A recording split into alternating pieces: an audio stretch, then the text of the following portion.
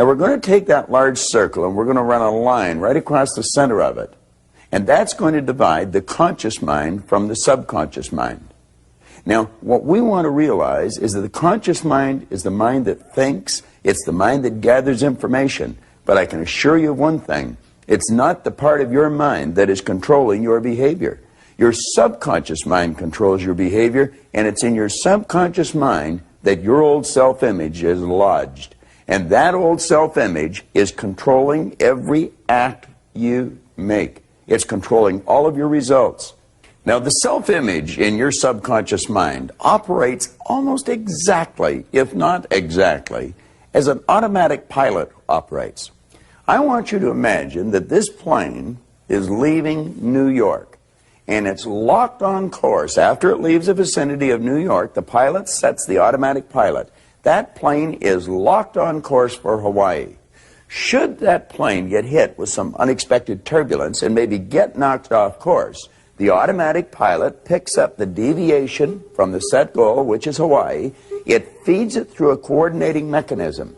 The thrust of the engines are altered, the flaps are altered, and that plane is brought right back on course again. It will ultimately get to Hawaii.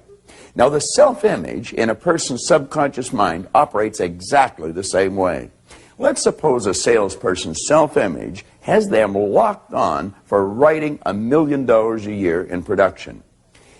That person may have a big week. They get flying off course. They might write $300,000 worth of business in a week. Their self-image will pick up the deviation from the set objective, which is $1 million a year. They're way off course. It feeds that information, the deviation from the set goal, into the coordinating mechanism, which is the person's nervous system. Their behavioral patterns will change until they're back on course. Ultimately, at the end of the year, they've written $1 million, even though they had a week at $300,000 or $400,000.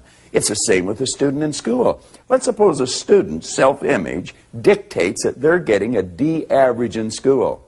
Now, the parents, the teachers may turn the heat up, really pour the coals on, and the child will go in and have a test, and he may come out with a B plus on that test. But that is not consistent with the child's self-image.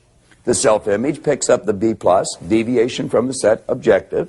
It feeds it into a coordinating mechanism. The child's behavioral patterns will change until they're back on course, and ultimately they're right back to a D average.